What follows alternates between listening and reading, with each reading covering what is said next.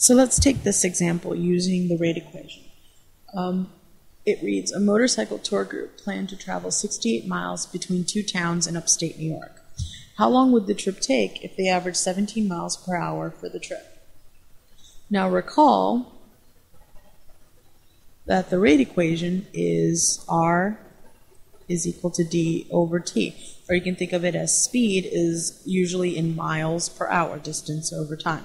That's how I usually remember it. So now let's see if we can't figure out what's missing and what we have. So we know that it's 68 miles between the two towns. So we know that D is equal to 68. And we also know that they average 17 miles per hour, which is the rate, R. So R is equal to 17. And we want to know how long would the trip take, which translates to T. So T is what we don't know and what we're trying to find out.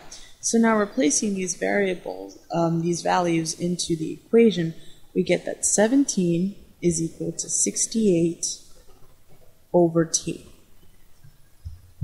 So now, solving for T, the first thing we should do is divide both sides by 68. So we end up getting that 17 over 68 is equal to 1 over T. And now note that T is in its reciprocal form. So the best way to solve that is to take the reciprocal of both sides of the equation. So flipping both sides, we end up getting that 68 over 17 is equal to T.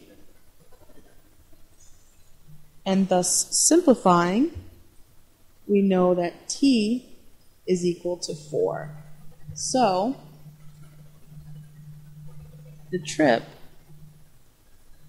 would take 4, and let's go back up to see what the units were. Since we had 17 miles per hour, we know that the time would be 4 hours.